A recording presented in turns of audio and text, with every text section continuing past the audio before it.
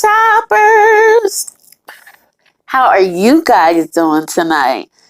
Tonight, y'all, we are going to break down Housewives of Atlanta, okay?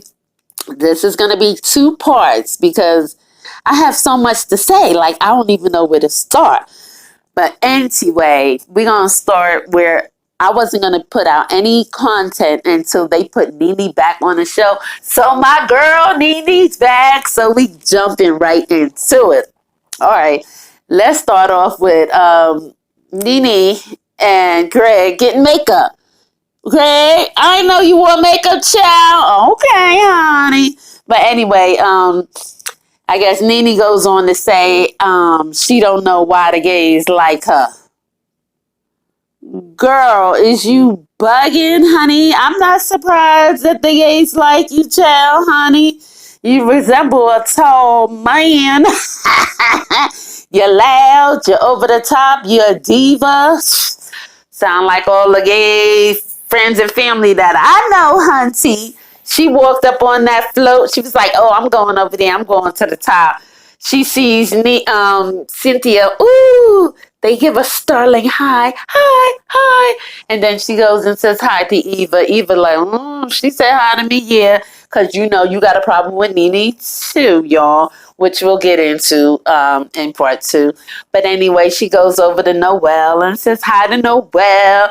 And Noelle says hi. You know, they exchange their little And when Cynthia goes over to Noelle, why did Noelle say, she said, hi, is that okay? I mean, why wouldn't it be okay? I mean, you don't have nothing to do with anything that your mother has going on with Nene. Are you kidding me? Why would she be a total whole bag not to say hi to you, Noelle? Child, anyway, they had a real good time in the float. I mean, Teresa was there. Teresa Giudice, Melissa Gorga. I mean, all of them was there. Martha, I saw her. I was so happy to see Sonia was there. I was like, yeah, they's having a good old time because y'all know Noelle has come out as fluid as Cynthia says. I guess she liquid. Cause I don't know. Is she bisexual? Is you gay? Or you heterosexual? Now they pansexual, transsexual, homosexual, honey. Okay, so she's part of the LGBTQ community. Okay, so good for her. Had a blast. Anyway, we're going to move all into Portia. Okay, here we go. Portia crying, y'all. Portia was like, I loved him with all my heart. Oh my God, I loved him with all my heart and soul. Girl, you got pregnant 2 weeks after you met him, honey. How long you been in love with him? For 2 months? 3 months? 6 months? Girl, just be honest and say you was raw dogging it, okay? And you ain't even get to know the man, and here you is 12 months later in counseling, boo-hoo, crying to Miss Sherry. Miss Sherry, how many families is you gonna fix lives? Honey, you is all over the place. You go, girl, honey. But anyway, you know, Portia, don't cry. Dry your eyes. Here comes your mother. No, let me stop, okay? Oh my goodness. Portia didn't even want to tell her own mother and Lauren that they were even in the midst of a real breakup. She was just like, she didn't want to talk about it. What? You didn't want to talk about it? Yeah, because your mama and your sister probably already done warned you. You already see what your sister done been through with a lying, cheating, scumbag troll. You know, and you ain't want to tell her it was happening to you too, okay? She talking about I can't communicate with Dennis because she trying to find a babysitter. Yeah, you're right. Because you don't know Dennis, Lauren. You know, your sister don't even know Dennis, okay? So how you going to know him? How you going to be able to communicate with him? Shoot, family don't even know him.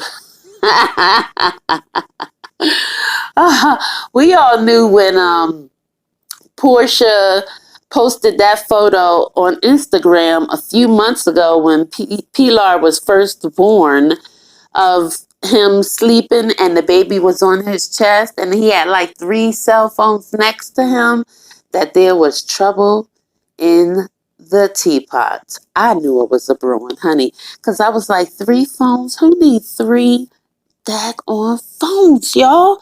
I could see 2. I got 2 functioning phones, but 3? What I need? Child, please. Please, unless you're a private eye, a blogger, an investigator, you know what I mean, or the FBI working for J. Edgar Hoover or something, then I don't know what you need 3 functioning phones for, okay? So, anyway, as soon as I went back to see the post, honey, it was down in like 5 minutes. Then she put it back up because we was all dogging her. Then she took it right back down with the quickness. So, from there, they relationship been downhill. And anyway, with those phones, I think it took Portia all this time, you know, when she did actually find out, it took her all this time to hack into Dennis's phone, because word is on the street, y'all, that she hacked one of his phones, okay? She probably couldn't get the information that she needed, and she hacked it, and it took her all that time. And that was after Pilar was born, you know, PJ, as she calls him. So she finally got the tea and then took action, okay? Because she been knew he had all of these daggone phones, and it was no problem before. So how come now? Yeah, because you was snooping and you found something that you ain't had no business having your nose in the first place. But then again, you did, because you needed to know that you had a dirty eggplant in the house that could bring you back something, and then you won't be able to raise your baby, because you know what? They be burying you somewhere, because you might get something that you can't not get rid of messing with him.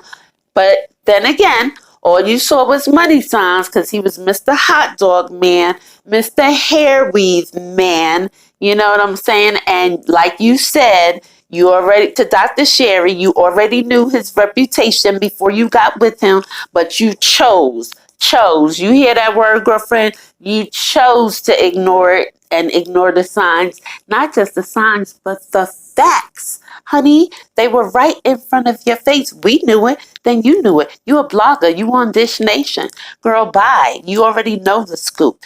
And Tiny and all of them were, all of you, and Toya were all your friends. Some of the women that he's done dirty, not so much Tiny, but Toya, he took all of her money, you know what I mean, and her LLC, and kicked her out of the hair business, and they still in litigation. So you knew that before you got involved with Mr. Dennis, okay? And now you taking him back. You talking about you don't want nobody to boo him, and that's the love of your life. And oh, child, please, girl, don't be sitting up there crying to Miss Sherry or crying to us, honey, because you made your bed and you lied in it, and I know you lying in it now, and I know all you wanted was that baby too. So with that being said, guess what? You have been found guilty of being stupid, but chop it up. Anyway, moving right along. Let's hit on this real quick. Let's just hit on this Candy and Kenya situation. Girl, am I the only one that is surprised that Miss Kenya and Mark Daly and Candy and Todd is all kumbaya and they hangs on out together? Okay? And they sitting around, and Kenya calls Candy when she's in a crisis with Mark. I mean, where did this friendship blossom out of nowhere? I mean, it's just like, I'm just taken aback with this. Kenya talking about she's trying to reconnect with Mark. Reconnect? Well, didn't you have to connect with someone first in order to be able to reconnect? That's what I was thinking. You know what I'm saying? He don't even want to be alone with you, girl. Y'all, we don't even know if they are really actually married. She says she got married to him in St. Lucia. So where is the wedding certificate? Where is the American soil marriage certificate. That's what I want to see, and that's what I believe. This man seemed like he doesn't even want to be alone with this child. I mean, with this woman. You know what I'm saying? He uses the child to cock block, if you ask me. It looked like Kenya went from having no man and no baby to a man and a baby to just a baby in 9 months. Okay? And then the icing on the cake was when she said she went to Turks and Caicos for her wedding anniversary with her in Brooklyn without the husband. Like, who does that, y'all? Who continues the vacation? I mean, no. I'm sorry. I would have just went. I mean, because no. No, no, I'm sorry. That's embarrassing, honey. He looked like he didn't even. Did y'all see that episode? He looked like he didn't even want to eat Kenya's food. Okay, he looked like the girl might try to poison him. And she talking about a birthday trip. A birthday trip. He talking about what up, my girl? My girl.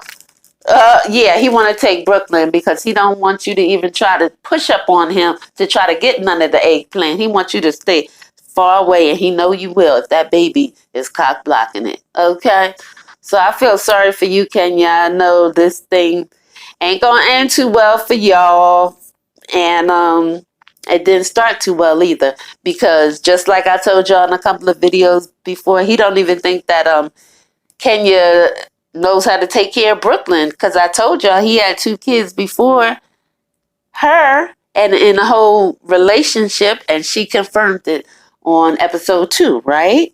Okay, y'all. So listen to your girl when she got the tea to drop, okay? Because that's how it be, because I know what I'm talking about. But anyway, y'all, this is part 1 of that. We just gonna, we just got into Portia a little bit, and Kenya and Candy and their little friendship and relationship, and Kenya and Mark and how their relationship is declining, and how she thinks that he loves Brooklyn more than her, and she's feeling a little jealous of that fact as well, y'all. So next time we're gonna talk about Eva, because I'm sick and tired of her right now. She is so shady. She is starting to pop off real good, and I am here for the shenanigans, honey. And we're gonna break down what's going on with Eva and her mouth, honey. And it's gonna get her into a lot of trouble this season. So don't forget to like and subscribe to my channel. Thank y'all for coming over to In the Cut with Chop It Up. We in the cut with Chop It Up. Thank you, guys. I'll see y'all around for something. Bye, baby.